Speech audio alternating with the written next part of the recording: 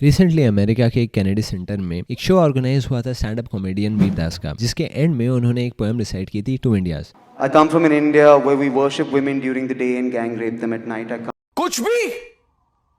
कुछ भी शायद इतनी पॉपुलैरिटी उन्होंने एक्सपेक्ट भी ना की हो और विश भी ना की हो जितनी उसके बाद हुई, क्योंकि उसकी वजह से जितनी कंट्रोवर्सी हुई शायद ही कोई कॉमेडियन या इवन आर्टिस्ट उसे एक्सपेक्ट करेगा। लेकिन आज हम चर्चा कर रहे हैं उस पोएम को लेकर नहीं, उस पोएम पे जो रिएक्शंस दिए गए उसको लेकर। कई रिएक्शंस आए, स्पेशली कैसे वो लोग सॉल्यूशंस के बारे में बात नहीं कर रहे हैं, कैसे वीर दास सिर्फ इंडिया के प्रॉब्लम्स के बारे में बात कर रहे हैं,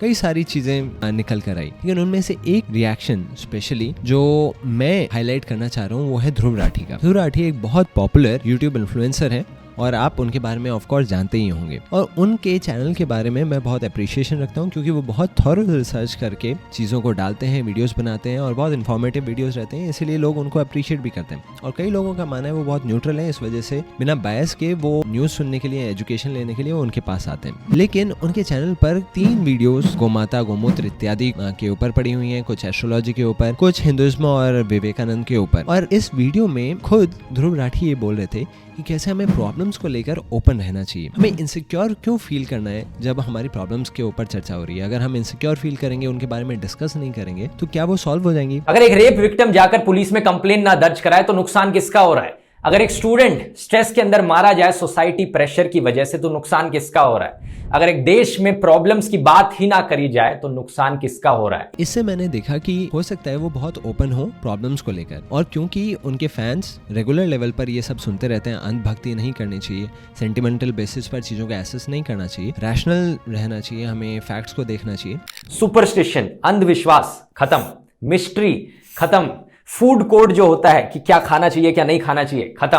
तो मैंने एक्सपेक्ट किया कि अगर हम स्पेशली इस वीडियो के बाद उनके किसी कंटेंट को लेकर अपनी आइडिया शेयर करेंगे तो वो उतना माइंड नहीं करेंगे, क्योंकि उन्होंने लास्ट वीडियो में ही ये बोला है। ये फंस गया सीएम। इस पर्टिकुलर वीडियो में उन्होंने एक लाइन बोली थी कि हमें प्रॉब्लम्स को देखना चाहिए, एक्नॉलेज करना चाहिए और उनके सॉल्यूशंस को डिस्कस करके उसको अप्लाई करना चाहिए। इस बात को प्लीज नोट करके रखिए, क्योंकि इसी के ऊपर सारी वीडियो रहेगी। सबसे पहली बात, प्रॉब्लम्स को देखना। प्रॉब्लम्स को देखने के लिए हमें एक पर्सपेक्टिव चाहिए होता है कि क्या एक्चुअल में प्रॉब्लम है। मेरे लिए कोई प्रॉब्लम हो सकती है, वो दूसरे के लिए प्रॉब्लम नहीं हो सकती। और उस पर्सपेक्टिव को किस बेस पे होना चाहिए कि वो बायस्ड ना रहे, ये एक बहुत बड़ा सवाल है। क्योंकि ध्रुव ये क्लेम करते हैं कई बार कि हमें अंधभक्ति नहीं करना चाहिए, दूसरे लोग अंधभक्त हैं, हमें रैशनल रहना चाहिए, फैक्ट्स के अनुसार में रिसर्च करना चाहिए। अब इससे पहले आप लॉजिकली सोचने लग जाओ और आपके दिमाग में सवाल आने लग जाए इस कंस्पिरेसी थ्योरी को लेकर, मैं यहाँ पर डेथ थ्रेट्स देने लग जाऊंगा, वायलेंट थ्रेट्स देने लग जाऊंगा, ताकि आप इमोशनल हो जाओ, गुस्से में हो जाओ और आपका लॉजिकल माइंड स्विच ऑफ हो जाए। उनसे हम ये सब चीजें एक्सपेक्ट नहीं करेंगे कि वो सिर्फ स्टिग्मा लगाएं और रिसर्च ना दिखाएं। लेकिन इस वीडियो में भी और कुछ और वीडियोस में भी उनके जो सेंटिमेंट्स हैं वो कई बार रिफ्लेक्ट होते हैं, जिस वजह से लोगों को हानि हो सकती है मेरे अनुसार। जैसे इस पर्टिकुलर वीडियो की बात करें, ध्रुव ने बहुत सारे स्टैटिस्टिक्स कोट किए हैं, बहुत सारे रेफरेंसेस दिखाए, आर्टिकल्स दिखाए हैं अलग अलग जर्नल्स के, दिखाते हुए कि कैसे भारत में बहुत सारी प्रॉब्लम्स हैं, और कई और मुद्दों पर भी उन्होंने दिखाई हैं। पर कभी भी उन्होंने एक प्रॉब्लम को लेकर डिटेल में डिस्कस नहीं किया जो वीर दास ने हाईलाइट की हो और वो सचमुच में प्रॉब्लम भी हो। पर ये एजम्पशन में कि भारत में प्रॉब्लम्स ही प्रॉब्लम्स भरी हुई हैं, भारत का कड़वा सच, भारत का कड़वा सच करके वो कई बार बोल रहे हैं वीडियो में, जो इंडिया के 2 पहलू को दिखाती है। एक कि इंडिया कितना महान है, इंडिया का कल्चर कितना अच्छा है, इंडिया की फिलॉसफी कितनी बढ़िया है, और दूसरी तरफ कड़वे सच। यही नहीं, अभी और सुनिए।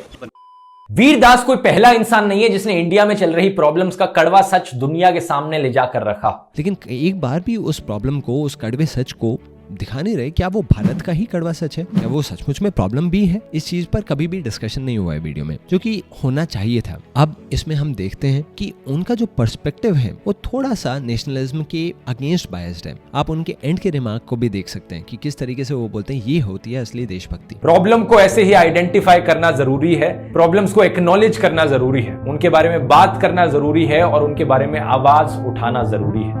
यही होती है असली देशभक्ति। जब आप प्रॉब्लम्स को डिस्कस करें, और भारत में प्रॉब्लम्स भरी हुई हैं, कड़वा सच भरा हुआ है इत्यादि, जब एक व्यक्ति खुद ही बायस्ड है और वो रेशनैलिटी को यूज करता है, तो एक्चुअली उसकी भी अंधभक्ति की जा सकती है। और पॉइंट ये नहीं है कि मैं क्रिटिसाइज कर रहा हूँ कि लोग ध्रुव राठी की ओपिनियंस एक्सेप्ट कर रहे हैं। पॉइंट ये है एटलीस्ट उन्हें खुद भी पता हो कि हम भी ध्रुव राठी की ओपिनियंस को बिना फैक्ट्स के कई बार एक्सेप्ट कर लेते हैं। अब आप देखेंगे इस चीज को मैं एक एग्जाम्पल से हाईलाइट करूंगा। उन्होंने बोला कि कैसे इंडियंस को ये प्रॉब्लम नहीं थी कि वीरदास ने इंडिया के प्रॉब्लम्स के बारे में बात की, उनको ये प्रॉब्लम थी कि कहां पर जाके बात की, अमेरिका में जाकर लोग क्या कहेंगे, यूएस वाले क्या कहेंगे हमें। पता है दोस्तों, ज्यादातर लोगों को प्रॉब्लम इस चीज से नहीं थी कि वीरदास ने इंडिया की प्रॉब्लम्स के बारे में बात करी, प्रॉब्लम इस चीज से थी कि वीरदास ने इन प्रॉब्लम्स की बात करी अमेरिका में जाकर। तो वो ये एज्यूम ही करके चल रहे हैं कि सब लोग ये मान के चल रहे हैं कि इंडिया की प्रॉब्लम्स के बारे में कहां डिस्कस किया उन्होंने, क्योंकि इंडिया की प्रॉब्लम्स हैं, वो ये एज्यूम करके वो चल रहे हैं और यही एजम्पशन वो कैरी ऑन कर रहे हैं कि इंडिया की प्रॉब्लम्स के बारे में डिस्कशन। पर जस्ट वेट अ मिनट, कौन सी प्रॉब्लम्स हैं जो वीरदास ने हाईलाइट की? उनमें से सिर्फ एक मैं लूंगा, बाकी प्रॉब्लम्स मेरे स्कोप ऑफ एक्सपर्टीज के भी बाहर है। विमेन को लेकर वीरदास बोलते हैं कि मैं ऐसी कंट्री से आता हूँ जिनको हम वर्शिप करते हैं और रात में गैंग रेप कर देते हैं। वो हाईलाइट करना चाह रहे हैं कि कैसे विमेन बहुत इनसिक्योर है इंडिया में। इसी चीज को ध्रुव राठी भी एक स्टैटिस्टिक्स, एक आर्टिकल जो उन्होंने कोट किया पूरे वीडियो में लगभग, जो एक्चुअल प्रॉब्लम से डील कर रहा है वो यही है कि कैसे भारत में 99% जो रेप केसेस हैं वो रिपोर्ट ही नहीं किए जाते। लेकिन एक मिनट, क्या ये सिर्फ भारत की एक प्रॉब्लम है? क्या ये इतना बड़ा कड़वा सच है भारत का, जहां पर वो अपना शो कर रहे हैं? अमेरिका में रेप परसेंटेज है 40% लगभग, कुछ ही सालों बाद ये 40 से नीचे 38.4 हुई थी। भारत में 1.8% है। लेकिन जो आर्टिकल ध्रुव कोट करते हैं वो है 99% केसेस रिपोर्ट ही नहीं किए जाते। अंडरस्टूड। लेकिन उसी रिपोर्ट में हम जाके देखें नीचे, वो बोल रही है रिपोर्ट कि ये इतना बुरा कोई बात नहीं है, चीजें अच्छी हो रही हैं, जितने केसेस रिपोर्ट हो रहे थे वो सिग्निफिकेंटली बढ़ रहे हैं, तो कोई बुरी बात नहीं हो रही है।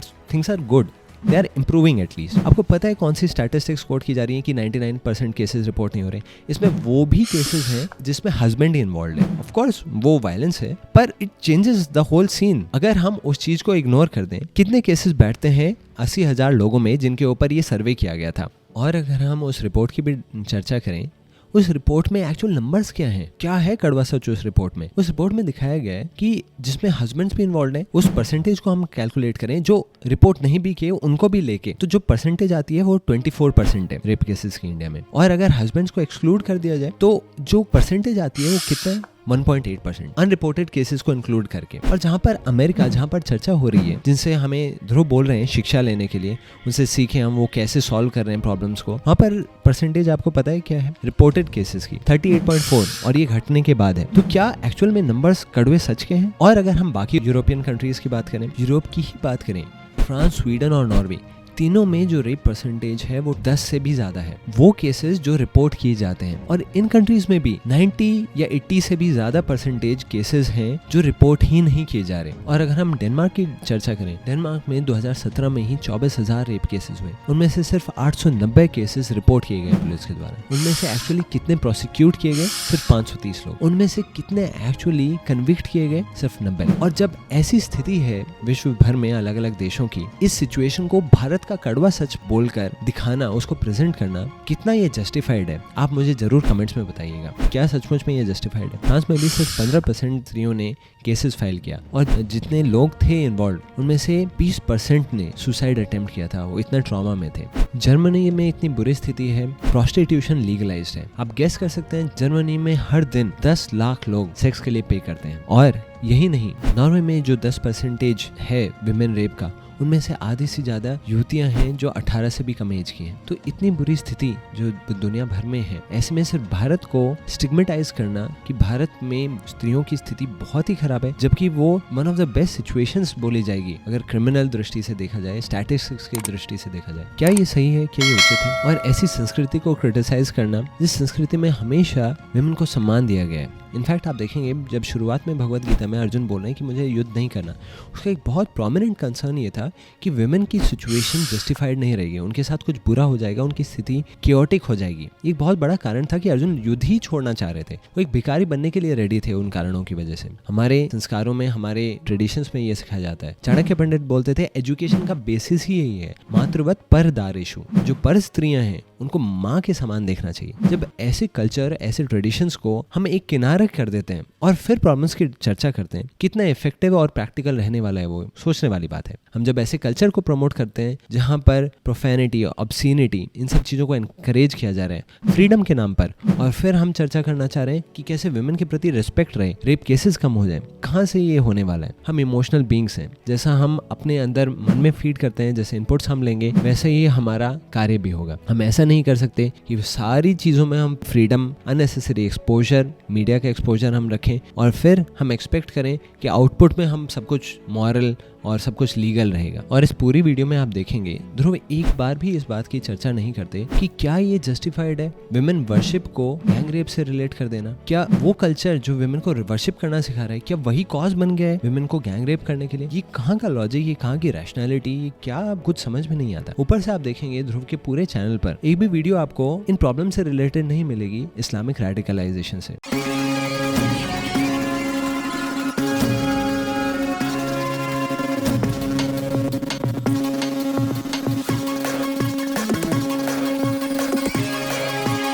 पर क्या वो इतनी बड़ी प्रॉब्लम नहीं है? क्या उस प्रॉब्लम को सिर्फ साइड कर देने से वो प्रॉब्लम सॉल्व हो जाएगी? पर ये सब प्रॉब्लम्स सॉल्व नहीं हो पाएंगी अगर इन प्रॉब्लम्स को इग्नोर कर दिया। अंधभक्ति, रिचुअलिज्म, हिंदुइज्म के अलग अलग प्रॉब्लम्स, ये कैसे जस्टिफाइड है? सिर्फ एक ही जगह प्रॉब्लम्स देखना, एक ही जगह उन्हें नोटिस करना, एक ही पर्सपेक्टिव से देखना, और तब देखना जब प्रॉब्लम्स एग्जिस्ट भी नहीं करती तब, ये एक बहुत बड़ी प्रॉब्लम लगी। अब दूसरे पार्ट पर हम चर्चा करते हैं। याद होगा आपको कि कैसे प्रॉब्लम को एक्नॉलेज करना चाहिए या एसेस करना चाहिए, उसको भी बोल सकते हैं। ऑल्दो उन्होंने मेजर प्रॉब्लम्स नहीं देखी और मान लीजिए उन्होंने प्रॉब्लम्स देख भी ली, ठीक है ये प्रॉब्लम्स है और वीरदास की वीडियो से ये प्रॉब्लम हो रही है इंडियंस को, तो वो बोल रहे हैं कि इसका बेसिस क्या है? इसकी बेसिस है कि हम लोग इनसिक्योर हो जाते हैं जब हमारे प्रॉब्लम्स के बारे में बात कर रहे हैं, क्योंकि हम डरते हैं कि क्या कहेंगे लोग। ऐसा नहीं डरना चाहिए। वो बोलते हैं शर्मा जी ने अपने बेटे की बहुत तारीफ करी थी और वो बेटा फेल हो गया उनका, हाय राम ये लोग क्या कहेंगे। एग्जैक्टली यही वो सोच है जिसकी मैं बात करने लग रहा हूं दोस्तों, कि जैसे अनरिपोर्टेड रेप केसेस के एग्जांपल लेके फिर स्टूडेंट स्ट्रेस को लेकर कि क्या हो जाएगा अगर हम फेल हो जाएंगे, क्या हो जाएगा अगर लोग कुछ बोल देंगे, तो ऐसे हमें घबराना नहीं चाहिए। और यही वो हाईलाइट कर देते हैं कि अमेरिकन को प्रॉब्लम नहीं है, उनकी प्रॉब्लम्स हाईलाइट होते हुए। पर जस्ट एक मिनट, क्या यही आपने डायग्नोसिस किया है पूरे वीडियो में डिस्कस करते हुए कि हमें इस चीज़ से अनकंसर्न रहना चाहिए कि लोग हमारे बारे में क्या बोलते हैं? अगर ये आपका एनालिसिस है प्रॉब्लम का, मैं ये बिल्कुल बोलना चाहूँगा ये एक्सट्रीमली फॉल्टी है और बहुत डेंजरस भी है सोसाइटी के लिए, क्योंकि हमारी पूरी जुडिशरी जिस बेसिस पे काम करती है वो है रिवॉर्ड और पनिशमेंट। और जो पनिशमेंट होती है वो पनिशमेंट विक्टिम्स जो कन्विक्टेड है उसके स्पेसिफिक तो रहती है, पर ओवरऑल ये मैसेज देने के लिए होती है कि हम ये प्रमोट नहीं करते, हम क्राइम प्रमोट नहीं करते। आप जो बोल रहे हैं कि मान लीजिए रेप विक्टिम को ये नहीं सोचना चाहिए लोग क्या बोलेंगे, तो अगर जो कन्विक्टेड है, जो लोग ऐसा करने का सोच रहे हैं आज के समय में, और वो सोच लेंगे कि लोग क्या सोचेंगे हमारे बारे में अगर हम कल पकड़े भी गए क्या, तो क्या हो जाएगा? कोई बात नहीं। इस बेसिस पे तो हमारा क्राइम स्ट्रक्चर ही फेल हो जाएगा पूरा। आप सही बोल रहे हैं कि इसका एक एक्सट्रीम बिल्कुल गलत है, पर ये अपने आप में प्रॉब्लम नहीं है कि हमें कभी भी ये नहीं देखना चाहिए कि लोग क्या कहेंगे, क्योंकि एक बहुत रियल इमोशन है कि हम अपने आप की आइडेंटिटी, हम क्या सही कर रहे हैं क्या गलत कर रहे हैं, हम दूसरों से अफर्मेशंस लेते हैं, एक साइकोलॉजिकल फैक्ट है। और ये आप देखेंगे इस चीज को जब हम इग्नोर कर देते हैं तो लोग इमोशनल रहेंगे, पर वो फिर गलत चीजों से इंस्पिरेशन ड्रॉ कर सकते हैं। जो ध्रुव बात बोल रहे हैं, हमें जो लोग कहेंगे उससे अफेक्टेड नहीं रहना चाहिए। भगवत गीता में बताया गया है ये एक योगिक स्थिति है प्रैक्टिकली, कि मान अपमान सुख दुख के परे हैं। ये व्यक्ति कोई नॉर्मल व्यक्ति बिना साधना इत्यादि के कर दे पॉसिबल ही नहीं है। और एक जनरल व्यक्ति के लिए गीता में क्या बताया गया है? दंडो दमयताम अस्मि। जो कंट्रोलिंग फोर्सेस हैं उनमें दंड एक बहुत प्रोमिनेंट फोर्स है, क्योंकि वो लोगों को बहुत डिस्करेज कर देता है कुछ गलत करने से। तो प्रैक्टिकलिटी के पर्सपेक्टिव से हम इनका इवैल्यूएशन देखें प्रॉब्लम का, हॉरिबल और डेंजरस है। क्यों? क्योंकि यही बोल रहे हैं जो दूसरे लोग बोलते हैं उससे अनकंसर्न रहना चाहिए, और कोई ये केस स्पेसिफिक एक्सप्लेन नहीं करते कि कब होना चाहिए कब नहीं होना चाहिए। ये प्रॉब्लम यही बता रहे हैं कि हम दूसरों को सीरियसली ले लेते हैं कि वो क्या बोल रहे हैं हमारे बारे में, ये ऐसा नहीं होना चाहिए। ऐसा नहीं होगा पूरा क्राइम सिस्टम फेल करेगा। दूसरा पॉइंट जो ये मेंशन कर रहे थे प्रॉब्लम से रिलेटेड इसी डायग्नोसिस में, कि हमें पॉजिटिव क्रिटिसिज्म को वेलकम करना चाहिए, और इसी वजह से मैंने ये वीडियो बनाई कि वो भी वेलकम करेंगे। लेकिन हमें यहाँ पर एक डिस्टिंक्शन रखना चाहिए पॉजिटिव क्रिटिसिज्म और विलिफाइंग क्रिटिसिज्म से। अगर कोई बुली करने लगे हमें, क्या ये जस्टिफाइड है? क्या उसको ओपनली एक्सेप्ट करना ये टॉर्चर नहीं है, सेल्फ टॉर्चर नहीं है? अगर हम देखें तो वीर को एसेस करें थोड़ा, इनका खुद के कैसे वल्गर जोक्स आए। इनफैक्ट जब ये बोल रहे थे कि मेरा कोई ऐसा इंटेंशन नहीं था, ये कुछ अपना जस्टिफिकेशन दे रहे थे, इन्हीं में से इनके किसी फैन ने या फिर किसी व्यक्ति ने इन्हीं के जोक्स इनको रीट्वीट किए थे कि कैसे आपके इतने वल्गर जोक्स रहे हैं विमेन को लेकर। मान लीजिए विमेन की स्थिति को लेकर व्यक्ति डिस्कस कर रहा है प्रॉब्लम को, तो कोई दिक्कत नहीं है, पर ऐसा व्यक्ति जो खुद विमेन को लेकर एक रिस्पेक्टफुल एटीट्यूड नहीं रखता, वो उसको डिस्कस कर रहा है। सेकंड, वो रिस्पेक्टफुल एटीट्यूड को क्रिटिसाइज करते हुए डिस्कस कर रहे हैं। कि आप देख रहे हैं पिक्चर कितनी अजीबोगरीब है। खुद व्यक्ति विमेन से रिलेटेड वल्गर जोक्स बनाता है, दूसरा जो वर्शिप है विमेन की उसको क्रिटिसाइज करते हुए कॉज बता रहे हैं उल्टा। आप समझ सकते हैं, मैं तो नहीं समझ सकता। Why are you running? Why are you running? और थर्ड पॉइंट जो ध्रुव ने बोला था अपने पूरे डिस्कशन में कि कैसे हमें सॉल्यूशंस पे वर्क करना चाहिए, उन पर डिस्कस करना चाहिए। तो कहाँ किस हद तक इस वीडियो में डिस्कशन हुआ प्रॉब्लम्स को लेकर, उनके सॉल्यूशंस को लेकर? सिर्फ ये कि प्रॉब्लम्स बहुत सारी हैं, कड़वा सच है, उसको डिस्कस करना चाहिए, ठीक है। लेकिन मान लीजिए रेप के ही प्रॉब्लम को लेकर उसका सॉल्यूशन है क्या? क्या वीर ने वो डिस्कस किया? क्या ध्रुव ने वो डिस्कस किया? क्या रेप का ये सॉल्यूशन है जिस तरीके के जोक्स, जिस तरह की कॉमेडी वो कर रहे हैं उसको कंटिन्यू किया जाए? क्या ये सॉल्यूशन है जिस तरीके की विमेन ऑब्जेक्टिफाइंग टेंडेंसीज प्रमोट की जा रही हैं बॉलीवुड, हॉलीवुड, म्यूजिक, सारी इंडस्ट्रीज में? क्या वो एक सॉल्यूशन है? क्या ये सही बात है हम क्रिटिसाइज करें सिर्फ रेप तक जब बातें बढ़ जाएं, सिर्फ तब? हम ओवरऑल एटीट्यूड क्रिटिसाइज ना करें जो लोगों का बनता जा रहा है विमेन के प्रति, एक रिस्पेक्ट, एक वर्शिप का रिस्पेक्ट विमेन के प्रति, उसको उल्टा डिमीन करके हम रेप के प्रति क्या सॉल्यूशन ढूंढ सकते हैं, क्या ढूंढना चाह रहे हैं? इनफैक्ट आप देखें ओवरऑल सिनेरियो में जब रेप को लेकर डिस्कशन हो रहा है, इंडिया में रेप केसेस फिर भी बहुत कम है, और एटलीस्ट ऐसी सिचुएशन तो नहीं है जैसे कुछ कंट्रीज में है। आप जानकर हैरान होंगे, यूके में ऐसे ऐड चलते रहते हैं कि आप अपनी लॉन्ड्री के लिए, अपने घर में काम कराने के लिए एक नेकेड विमेन को भी बुला सकते हैं। बस आप पैसे दीजिए, एक नेकेड वुमेन आएगी, आपके घर में काम करके चली जाएगी। ये सारी सर्विसेज ऑफर की जा रही हैं, ये बिल्कुल लीगलाइज्ड है। यूके में एक टाइम पे एक पूरी मूवमेंट चल गई थी ऐसे लोगों की जो ओपननेस के मामले में ये बोल रहे थे कि हमें ओपन रहना चाहिए, हमें सब कुछ अलाउ करना चाहिए सेक्सुअलिटी में भी। और वो किस हद तक आ गए थे?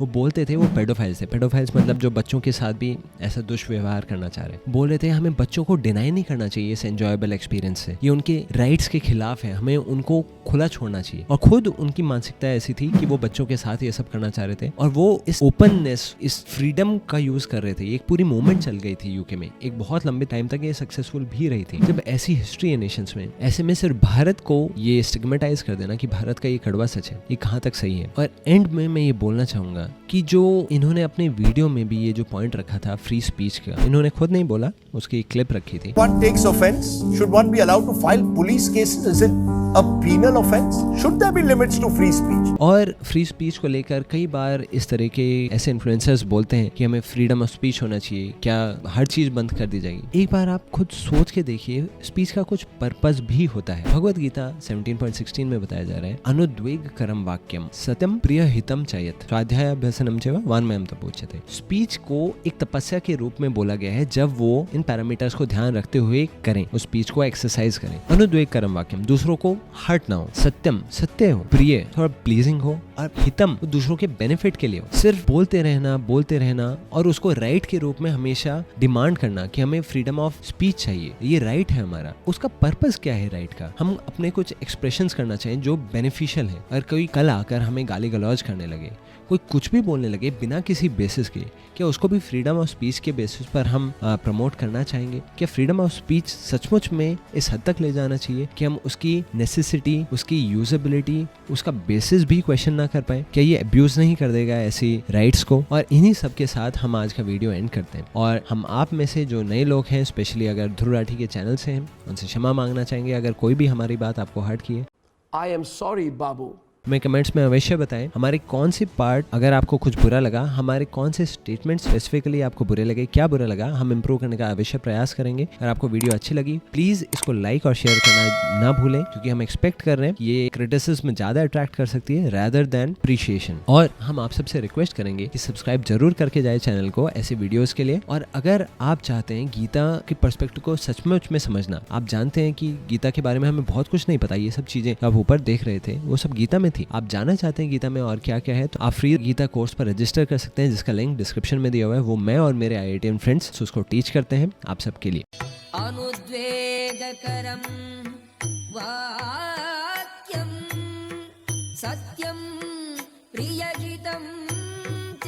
यत् स्वाध्यायाभ्यसनो चैव वाङ्मयं तप उच्यते.